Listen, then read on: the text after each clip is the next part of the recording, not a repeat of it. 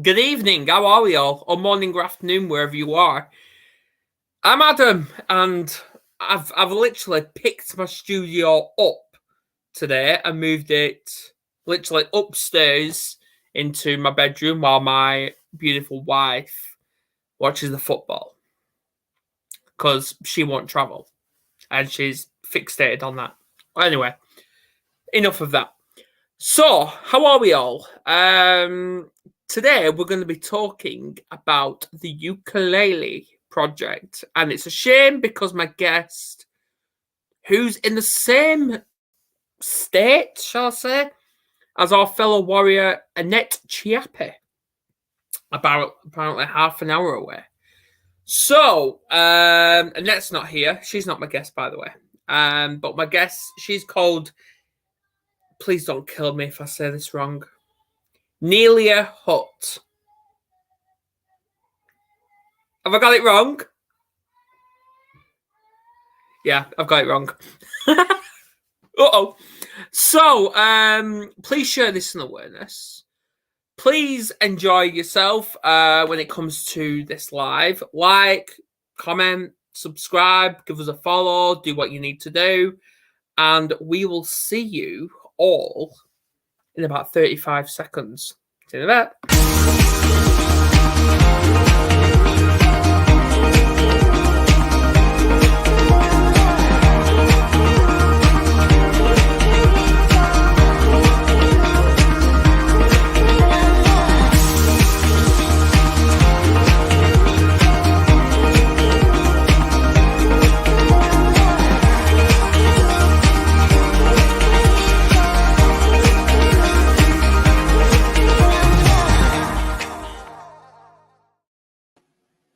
And welcome back. Hello, Nelia. Hi, Adam. How are you? I'm fine. Did I say it wrong? It's Nelia, but that's okay. It must be my accent.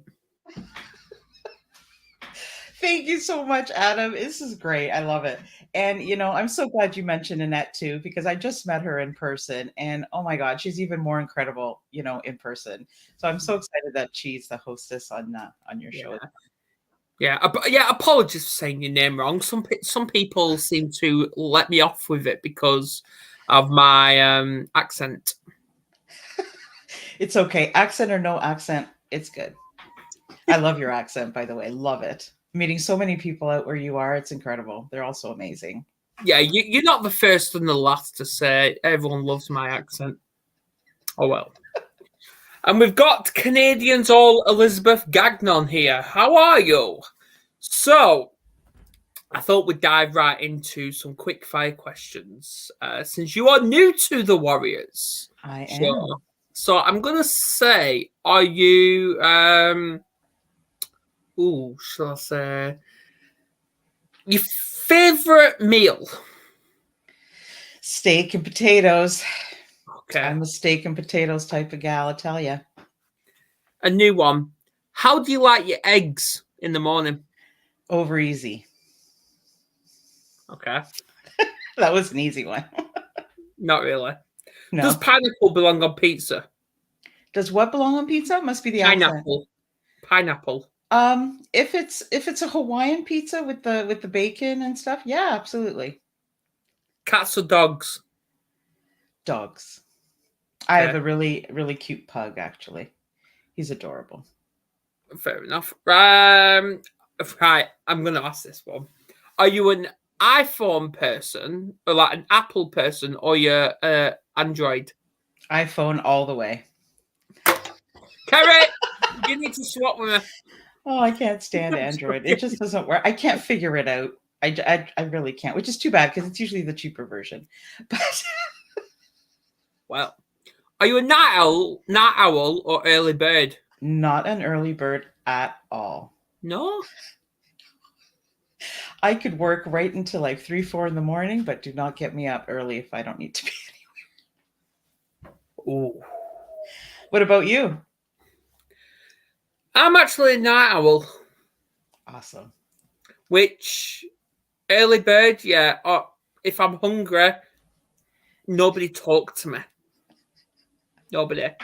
But it's quite weird because on Tuesday at 7:15 in the morning, which I'm normally still in bed. I'm not asleep, but I'm just chilling in bed, having a brew, and I was literally out the house because I was on my way to the gym at 7:15 in the morning. That's pretty ambitious. That's good. Good for It you. is. It is. If I'm doing anything about exercise at 7 in the morning, it's dreaming about going. Like I'm still just, yeah. No, I don't do too much at that time, but you know, Yeah. you got to get Yeah, it and then in. when I called my partner while literally jogging on the well, I wasn't even jogging. I was pedaling a bike, and she was still in bed. Yeah, that's me. There you go. Right, I'm gonna say it right now. Who is Nelia? So I've come a long way in the last few years. Most of my life, I felt like a misfit and didn't feel like I kind of belonged to any one group of people. I was Okay. quite shy growing up, but I still had a lot of opinions, but I didn't feel comfortable sharing them, right? Oh. I don't feel like that anymore, and I'm so grateful. I think it's incredible to celebrate your differences. If everybody was the same, oh my God, life would be so boring. Like, honestly, I think it's incredible. I think more different you are, the more you can actually be authentic with yourself and share. I agree. I Yeah. agree. So let's talk about you growing up. Like you say, you was a shy girl. So I say this to all my guests. I won't say I'm an empath, but I can pick up on energy, and I'm sensing that you was that type of girl who was picked on or bullied. I wasn't picked on or bullied, Okay.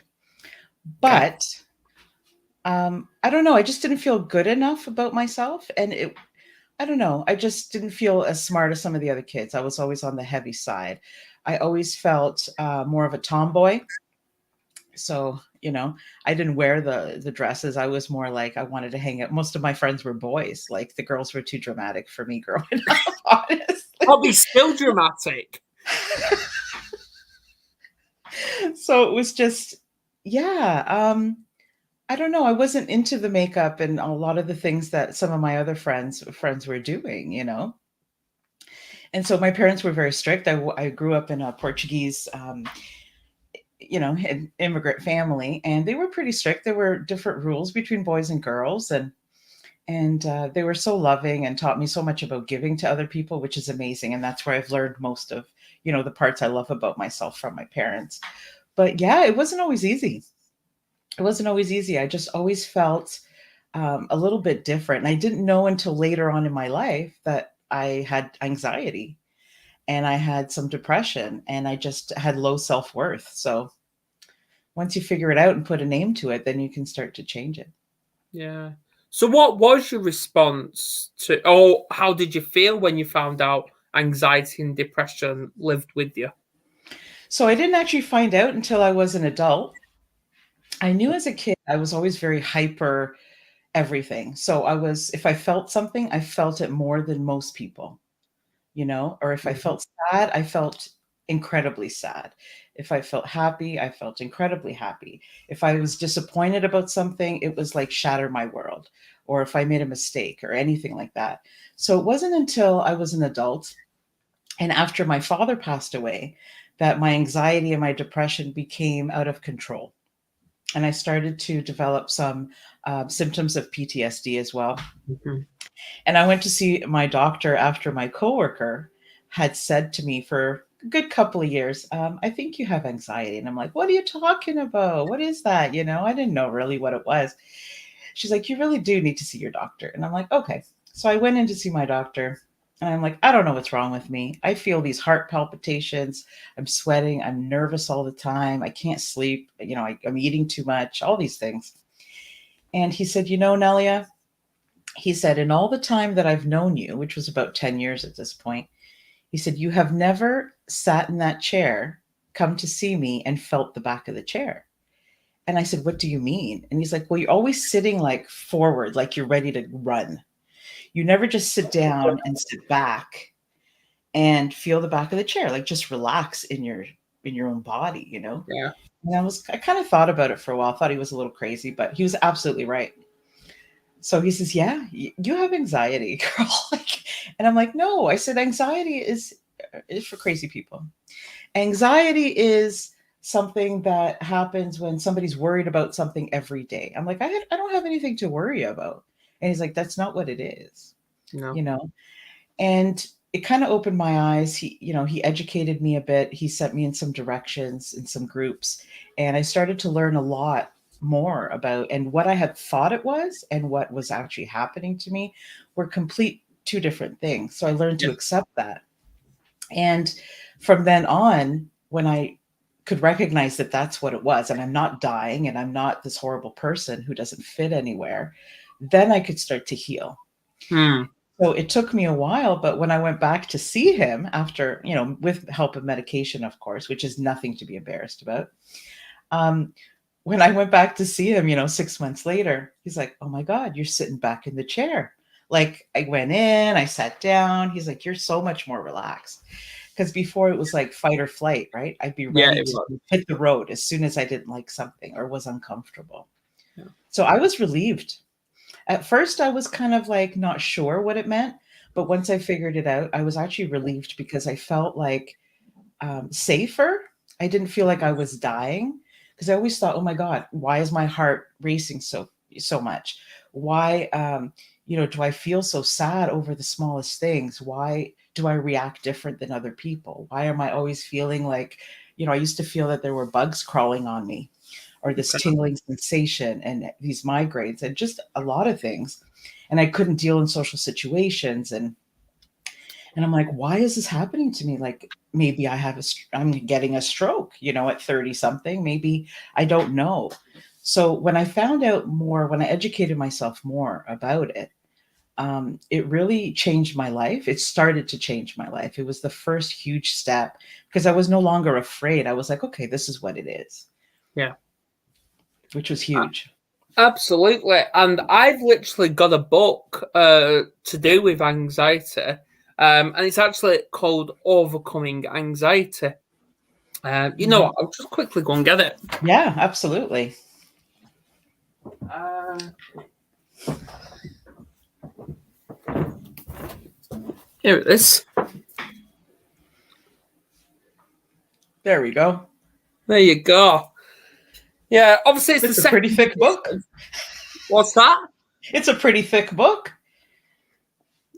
Yeah, Yeah. yeah, yeah. I've read that quite a few times, and obviously it's just a self-help guide using CBT, which is Hmm. cognitive behavioral therapy. Which I want to touch on that. When it comes to anxiety, obviously CBT is one of the best, but it's not always recommended for people, is it? Like it doesn't It work helped. for many people. Yeah, it did help me to a certain point. You know, for me, one of the things I want to do is end loneliness because when you do deal with mental illness, Yeah, even though you have people around you that love you and that are supportive, if you do have that community of people, you can still feel completely alone because you don't know. If you don't know what's happening to you, you can't really describe it without people being afraid that people are going to think something's really off and something's right. really weird. But if you do talk about it, like, I remember in the early stages, I would talk to my husband about it, and he'd be like, I wish I could help you, but I just don't get it. Like, I don't understand because I've never felt that way. So even though he was there to listen, I never really felt he could offer me any help, and not for a bad place. And so that's one of the things that my doctor suggested was to go to the CBT group right in the beginning. And because it did feel like I was on my own dealing with this because I didn't know anybody at that time in my community that was feeling the same way, or at least would admit that. I was like, you know what, I'm going to try it. I don't really like to be around a lot of people at once, but I'm going to try it. And just to feel maybe less lonely and more heard, and let's see if this works, right? So I remember going into one of the groups and thinking, oh my God, it like, can I actually do this? Can I go into this room full of 50 strangers and let's, talk? Like, I'm not going to talk today. What are you talking about? Like, I'm not going to say a word. I'm just going to listen. Right? The And fear, then. within, The fear. yeah, yeah, yeah. And when you have anxiety already, it's like one of the last things you want to do. I really had to, so I sat in my car right until the last minute, walked in, and everybody around me looked exactly as terrified as I did. So I was like, oh my God, these are my people. Like, I have no idea who these people are. I don't know anything about them. I don't know their names. I don't know why they're here. I don't know if it's for anxiety or something else. But I feel like I felt safe in that room Mm-hmm. without even, one lady looked over and she kind of waved at me, and I was like, yeah, hi, But I went for 3-4 months, and it was incredible because it's just the community. I was like, oh my God, I'm not the only one. It's okay if my husband doesn't understand everything. It's not up to him. I need to surround myself with people who get it and who understand so we can help each other. I am so glad you mentioned that because I was listening to a podcast this morning, and it was I can't remember what the podcast was called. It was psychology something, Mhm. and obviously it was live on LinkedIn and Facebook, and the guest was none other than Alan Stevens, who is based in Australia, and obviously we know each other really good. We've worked together, and he basically come out and said, "You've got two choices. You either ask someone if they want to be fixed, Mm. or do they want someone to listen? And if they decide they want to be fixed, can they fix them? Then it shows they don't want to listen." Mm. Yeah. What do you think of that? Interesting. I think it's interesting to a point. I think people are in different stages. So Yeah. they might be ready for one thing, but then the other part, the other side of it is needed as well. Like, I think you need, you know, I realized that even though I didn't like where I was Mm, in my situation, how I felt, I didn't know the first thing of what to do. Right. yeah. So it wasn't until I decided I had had enough of feeling that way that things started to change. So I think you have to decide that you want things to be better Yeah. and to take the first step. But then you do need that community of people Yeah.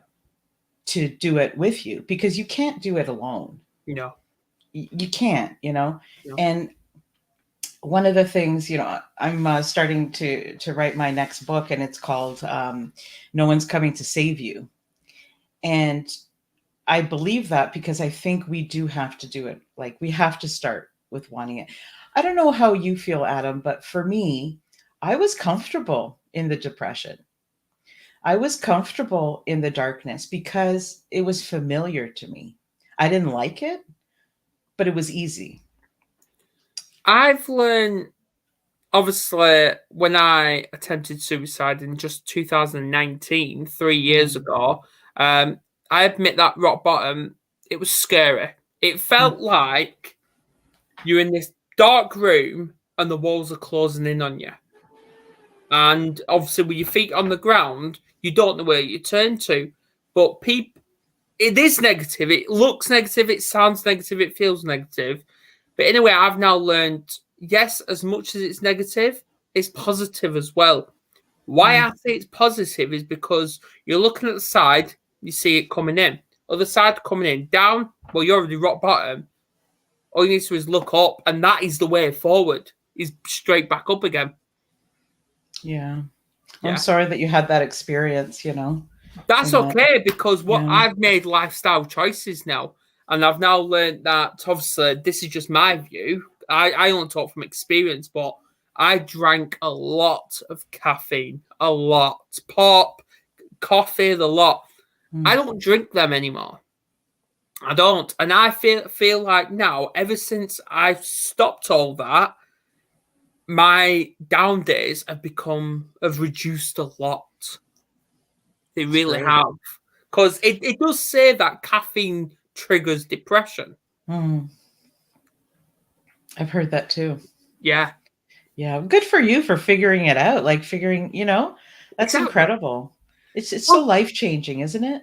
well, I don't know what it's like over there, but here we've got something called Boots, which is basically like a medical center where you get all your prescriptions from, all the Mm, tablets, cream, the lot. And for 2.5 years, I was petrified to go because they've got this weighing scale where it tests your oh, yeah. height, your weight, your BMI, the lot. For 2.5 years, I was petrified from going in and weighing myself. I was Mm. petrified. But I after this lifestyle change, I just went, I'm just gonna say it. Fuck this. I just gone then and just did it. And now I do it every week. This is what I Love it. mean. It's lifestyle choice. And So that's yeah, incredible. I love hearing stories like that. and Kate Frastag said community is everything. Reach out, collaboration helps you all rise together. It's getting uncomfortable is when growth happens. So true. I I'm completely believe that. gonna put that on the screen. There I you love it go. so much. Yeah, yeah, Yeah, when you're that uncomfortable and you're on the edge, that's when all the just like she said, all the growth and all the healing and yeah. everything just, and it's incredible because like I just, listening to your story as well, or part of your story, I love and so respect people when, like you, Adam, and like Annette, who have gone through something difficult, who come on here, who talk about it, Yeah. just for the sole purpose of helping other people. Because maybe there's somebody out there who can hear one, even if it's just one thing, and that's the one thing that they maybe never thought of before, or maybe that's the one thing that they really needed to hear, in order to I not feel agree. alone. Life is so hard already. It can be for most of us, all of us. But to go through it alone, it shouldn't. It shouldn't be an option for anybody. I look around me and there's so many lonely people, and you almost want to be like, I don't know. I sometimes think of the world like all these buildings or houses, right? And all these little Mm. lights going on. And all those little lights represent like people who are lonely. And I'm like, well, let's find a place where we can all hang out together. We don't necessarily have to talk to each other, but there's enough of us that, let's come together and for a Yeah, common thing. Because I love it's, that. especially with COVID, like with the pandemic and everything. Oh my God, people have lost so much. I know, I know. And Well, it's just, with that, even though people have got their views on all that, I don't see that as a negative. I just see that as a positive because I've gained so many opportunities surrounding mm, all that. Because mhm, I've connected with so many people all across the world. So mhm. in a way, I've been sitting here. I'm not even going to say interviews because I don't like the word interviews. I'm going to say discussions. Yeah. I've had all these discussions. The Mental Health Warriors is born. We've been going for what, nearly 2 years now, and yeah, we've connected with all these souls all across the Mhm. world. I completely agree. I started my show as well. I have a podcast, and I started it, middle of pandemic as well. And it gave us a new opportunity to reach more people. Yeah, So I do see, it's sort of like a double-edged sword because I do see people who have lost a lot, but I also feel like there's more opportunity for them to get help because more of us and more people, perhaps if you have never felt mm, anxious and depressed before, and with the pandemic, you're new to this because so many more people are starting to feel the effects. So it's great that shows like yours have been born through this because there's so many more people who need it, you I know? agree. And I want to touch back on when you mentioned about loneliness. Now, what really pees me off is people seem to only talk about loneliness Mm, around Christmas, but that's not always the case because loneliness mhm. is every day, Oh yeah. not just That's when you know Christmas. it's a problem when you're experiencing it all the time. Yeah. Yeah. Yeah, And and it's very that's sad. yeah, well, that's why I Mhm. put a post up. Obviously, when me and my wife were going through a really bad rough patch, where I said that even though I've got a support network, I still feel alone, Mhm. and that's common. Yeah. And I think when we do feel that way, it's funny because we grow up and where we're born into these families that have these beliefs, right? Yeah. And we're just kids. We just learn what they teach us. Mm. It's not till we become later, in life and we grow up and we have experiences that we're like, well, maybe I don't agree with my family's views, or maybe, all of these things. And I just feel like there's so many things that we could be doing Yeah. for ourselves. So if we feel better about ourselves, I feel that there's less loneliness. I agree. Even if not always look to the outside community, like a community is so important, but to not always put the emphasis on everybody else coming to our rescue, because I don't think that's realistic. Yeah. I think we have to find a way to make ourselves as well, feel less lonely, connected with something. I totally agree. Yeah. So I want to move on. The Ukulele Project. What triggered, like, how did you come up with this brilliant idea? And what's the Thank you. message around it? Okay, so the message around it is I really want to connect the world globally through travel, music, and human kindness. I want to give children laughter. I want to make them joyful, especially in third world countries, because when you're going to school for half a day and you're going to work for half a day and you're 8 years old, you don't have time to dream. And that's the last thing these families are thinking of is, what am I going to be when I grow up? They don't ask themselves these questions. They're living day to day. So to me, music helped me through all of my mental illness and my mental health. And I want to be able to share that. Okay. So Mm. whether it's, music in a different language, or so you're going somewhere, in the world where they don't speak English, it doesn't have to be in English. Music can connect people internationally without understanding any of the lyrics. It doesn't even have Yeah, to be music with lyrics in it. exactly. And I really just want to create hope and show these kids that, it's not all about work and this and that and poverty. And you can be more, you can feel better. Yeah. And so the project was born, through my pain as well. So for me, my father passed away in 2005. I was pregnant with my son at the time. My father was 59. He was a carpenter, but he was a musician as well. And the one thing that connected our family was music Okay. and giving. So I was always taught growing up that you should always give to other people. I wasn't always taught to give to myself. And that's why I created the podcast, Giving Starts With You, because I think more people need to realize that without helping themselves, they can't help other people. Mm. You really can't, And I felt burnt out and overwhelmed through my depression and my anxiety, and I wasn't helping myself, and therefore I wasn't being there for my family, for anybody else. So that's one of the messages. But when my father passed away, that day that he took his last breath, I looked at him and I was like, is that it? I had never seen anybody pass away before in front of me. It was devastating. And I'm like, well, life is so up and down. We have like a roller coaster. But in that moment, I was like, wow, that's it. Like, honestly, like you've had this whole life and it's instantly over. And I said to myself, I got to start living differently. Mm. I have to start living better, whatever that means to me. It might mean something to you, Adam. It might mean something to somebody else. Um, but I realized how short, people say all the time how short life really is. Yeah, And it becomes such a cliche, like it's just something that rolls off your tongue. it does. But when you're in a moment like that, with your own family members, it's different hearing somebody else's story. But if you picture yourself in moments of loss, and it doesn't have to be death, it could be health, it could be anything. Um, you Things change. The way you look at life changed for me. The things I felt were important were no longer important. Mm. But even though I really wanted to do that, I was stuck. So I became stuck for 12 years after my father died. And that was when my anxiety and depression, I was diagnosed, and things got really bad.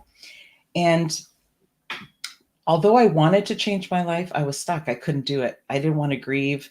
I would cry in private, but I just wanted to help other people get through their pain. So I was all about trying to help my mom and my brother and Mhm. just making sure they were okay. And I was a new mom.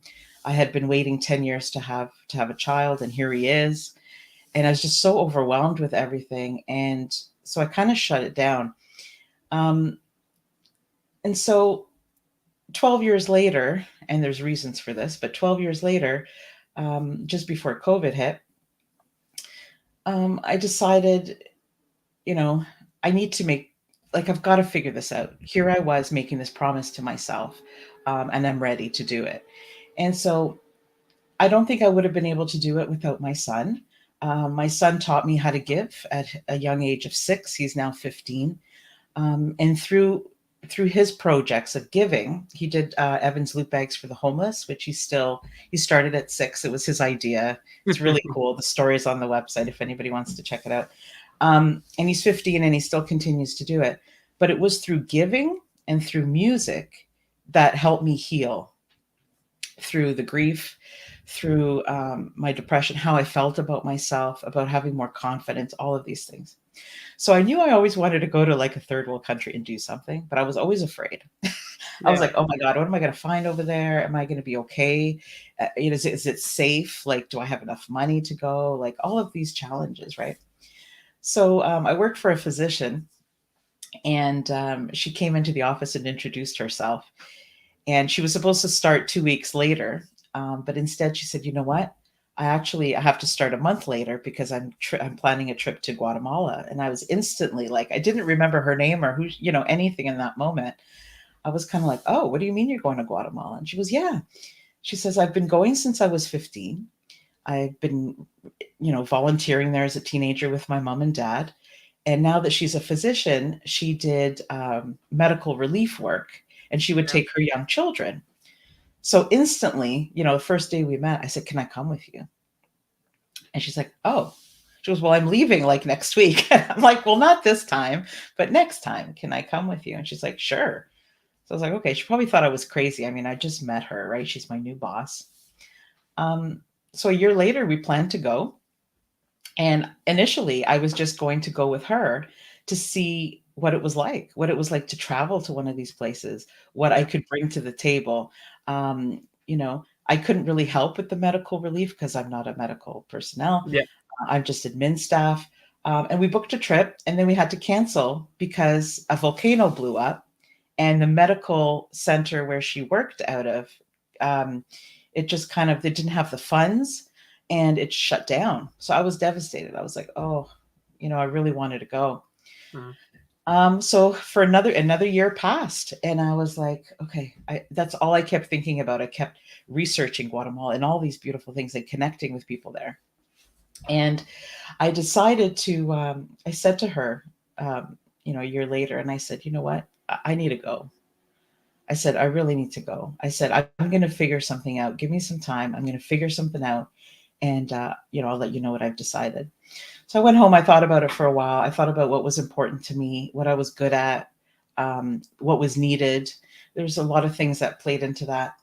And we decided, the three of us, me, my husband, and my son, that we wanted to share music because the three of us play music. My father played music. It was a way to connect. And I knew that the kids would enjoy it, right? So I'm like, let's do a ukulele project. So I went to my boss and I said, "Hey," I said, "we've decided. I'm gonna get some tickets. We're gonna figure it out, and we're gonna go and do the ukulele project." She goes, "I love it." She says, "Can I come with you?" And I'm like, "Oh, so now you want to come with me?" Right?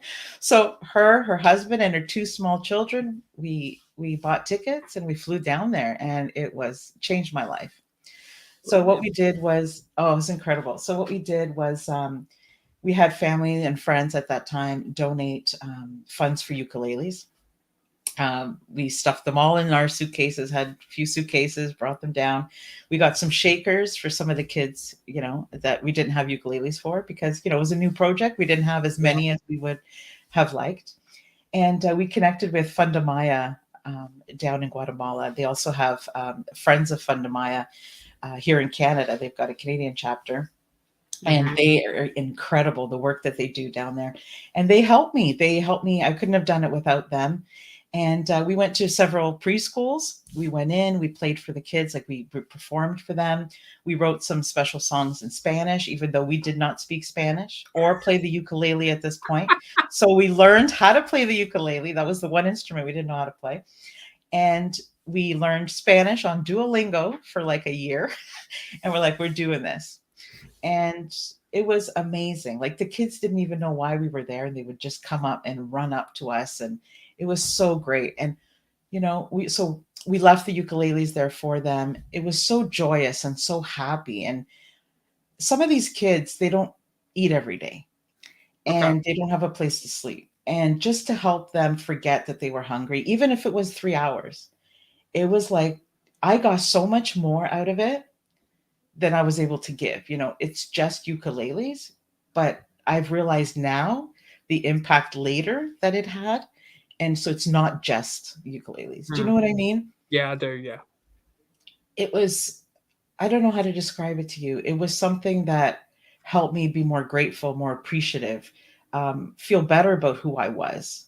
My confidence went up, my self esteem went up.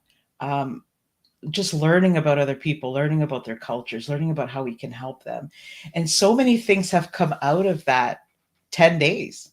It was only 10 days, and it's changed several families' lives that were there. Hmm. And it's incredible. I don't know. I can't say enough about it. It was phenomenal. I That's can't wait awesome. to go again. Yeah. We need to come UK then, don't you? Yes. And, I wrote a book about my journey through grief.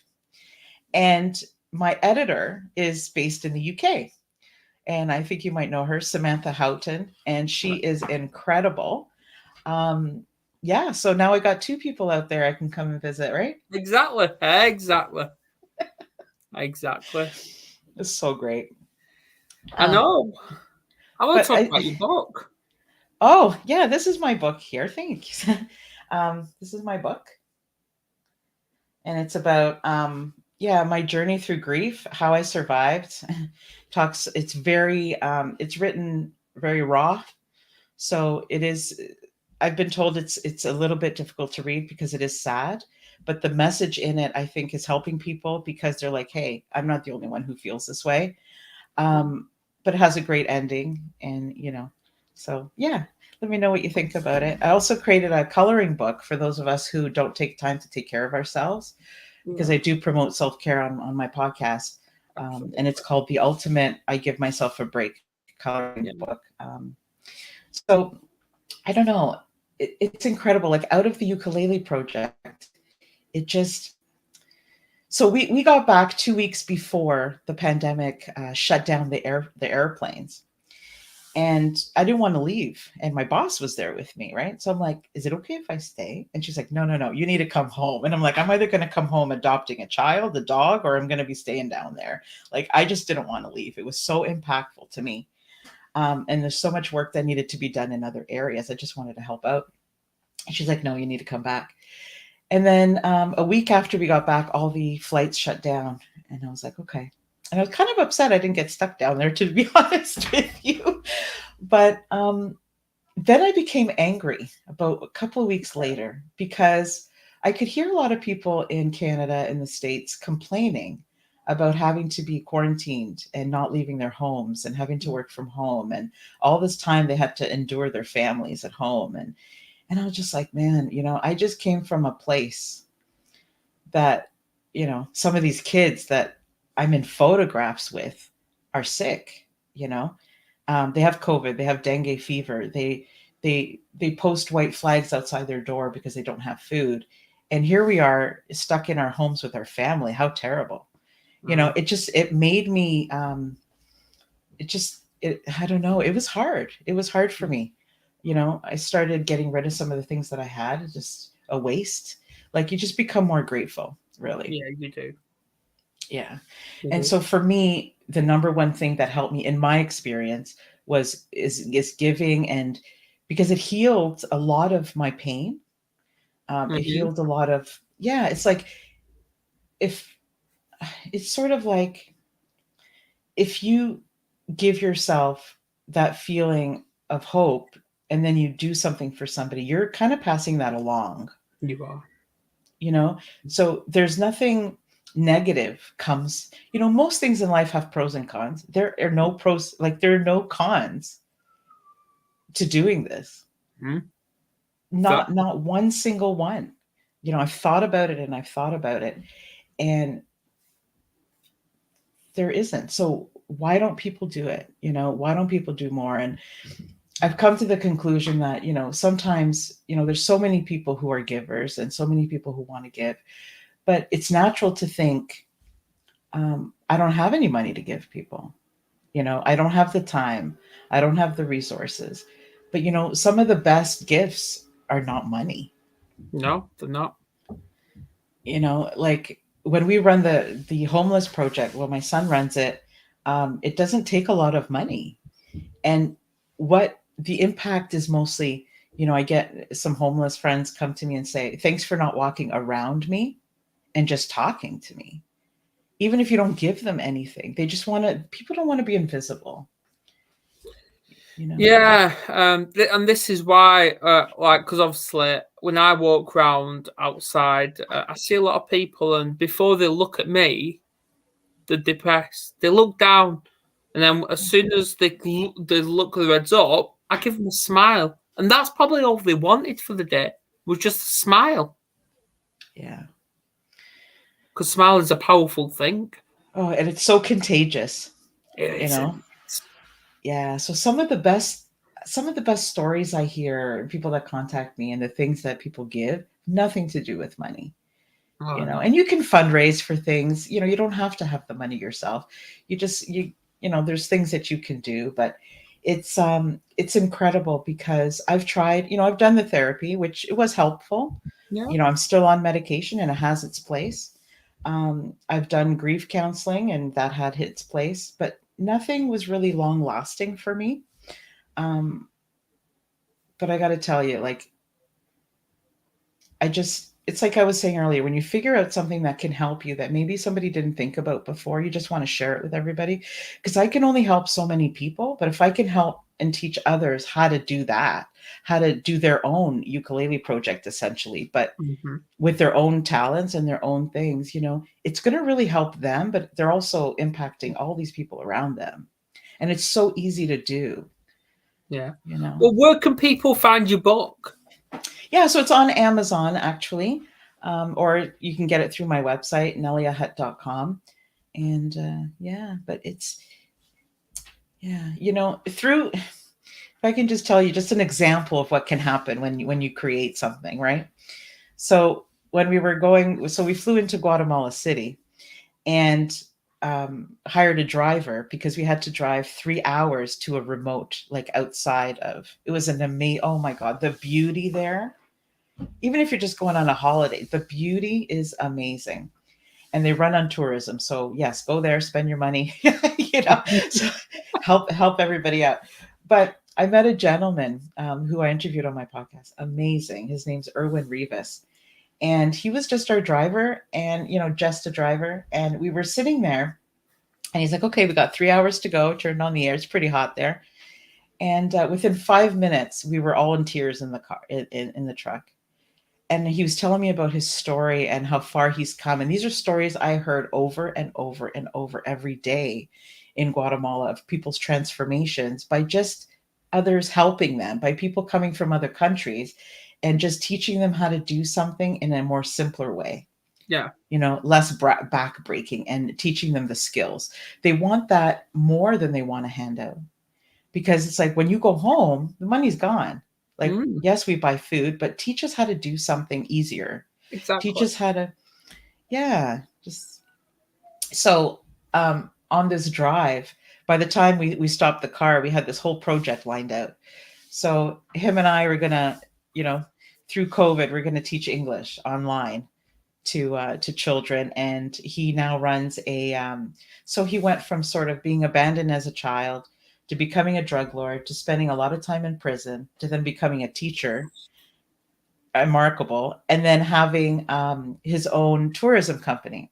So he's Mhm. now picked out 10 youth who he feels is very bright but haven't had an opportunity to go to school. And together we want to, trying to raise money to pay some teachers there, which would be an amazing salary for the teachers because you make like $1 US, Yeah. a week, right? And teach these kids, and then he's going to take them and hopefully hire them in his company. And this is as tour guides, because tourism is the huge, the biggest way to make money there right now. Mm-hmm. And it's just small things, because it might cost $6 US, for example, for a teacher to teach these kids for the day. It doesn't take a lot, and you're going to change their whole life. You're going to change their generation, their future of their family. And it's little things like that that you think don't make a difference, but it's huge. Yeah, it's huge. And we all have that. We all have gifts, and we all have things that, if we nurtured them, and if we believed enough in ourselves, that we could use them to create change, I think. I agree. Where can people find you? So my website is neliahutt.com. I have a YouTube channel, same name as my podcast. It's called Giving Starts With You, where I interview incredible people. I have like the best guests next to you, Adam. Honestly, I have the most amazing guests, all these transformational stories. We talk about a lot of mental health as well on the show. Brilliant. And it's also on Apple Podcast and all of those channels. But just email me. I love to talk to people, and I love to hear people's stories and see how I can help them. You can email me at hello@neliahutt.com. Yeah. If you're interested in starting your own project or having a conversation about it, oh my God, I am so excited about this topic. You have no idea. Because when you're there, when you're in the trenches and you're like discovering all of these like cultures and actually talking to these people, you realize how similar you are. Yeah. And how much everybody wants the same thing. We all just want love. We all just want to belong. We all want to have, enough stuff for our children. And when you're there, it's like you don't walk away the same. No. And I want people to experience it. Exactly. And just to finish off, we both live with anxiety. No, we don't, because we're here. We're exposed to the universe. We manage it. We manage it. We manage it, and that's what it's all about.